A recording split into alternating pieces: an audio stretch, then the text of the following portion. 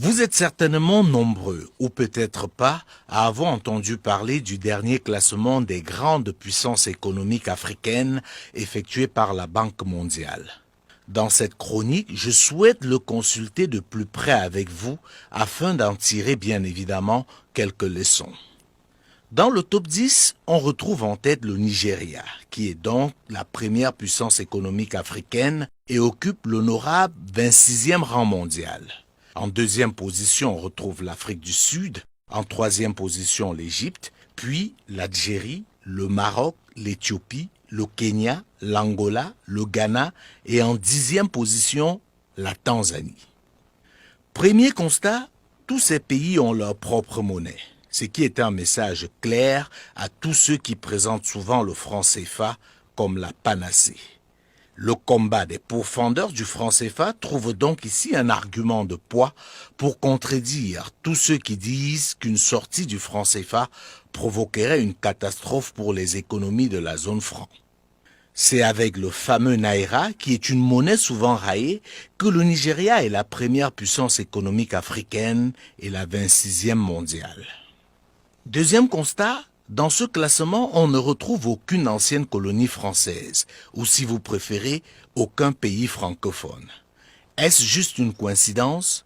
Pour nous, non, car il est évident qu'il y a une corrélation entre le type de colonisation, les manœuvres au moment des indépendances juridiques, avec notamment les fameux accords de coopération, et la situation lamentable dans laquelle se retrouvent aujourd'hui la plupart des économies de l'Afrique francophone. Troisième constat, dans la quasi-totalité des pays de ce top 10, il y a eu de l'alternance à la tête de l'État. Même le Maroc, qui est une monarchie, a eu un nouveau roi, jeune et ambitieux.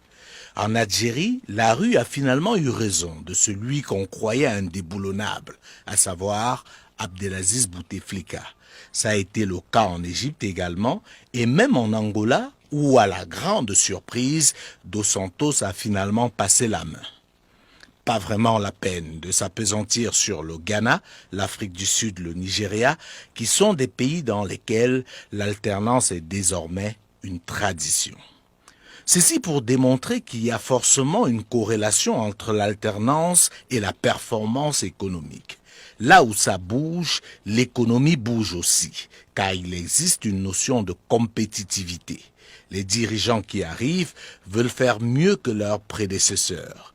Et quand ça ne bouge pas, ou si oui très peu, comme c'est le cas en Afrique francophone, ou mieux en Afrique centrale, où l'on retrouve Théodore Obiang Bazogo de la Guinée équatoriale, 41 ans au pouvoir, Paul Biya du Cameroun, 38 ans au pouvoir, Denis Sassou Nguesso du Congo, 34 ans au pouvoir, Idriss Déby Itno du Tchad, 30 ans au pouvoir, l'économie fait aussi du surplace quand elle ne recule pas, tout simplement. Quatrième constat, dans la quasi-totalité des pays de ce top 10, il y a un secteur privé très fort et soutenu par les pouvoirs publics. On y retrouve des très grands capitaines d'industrie qui ont des relations privilégiées avec leurs chefs d'État. C'est le cas notamment au Nigeria où des personnalités comme Aliko Dangote, Mike Adenunga, Tony Elumelu sont très souvent consultés et soutenus par leurs chefs d'État. C'est également le cas de Charles Ampofo au Ghana, Nassef Souahiri et Mohamed Mansour en Égypte, Niki Oppenheimer en Afrique du Sud. C'est la preuve que pour avoir des économies puissantes, il faut des capitaines d'industrie puissants. Cinquième constat, le secteur productif est de plus en plus performant et diversifié dans ces pays.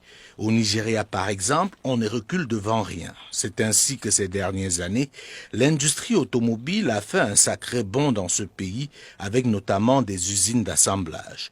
On peut également noter la transformation de l'aluminium. L'Éthiopie est en train de devenir l'usine du monde, comme cela a été le cas de la Chine pendant plusieurs années. Le Ghana a parié sur l'industrialisation, tout comme le Maroc qui en plus a une véritable ambition régionale.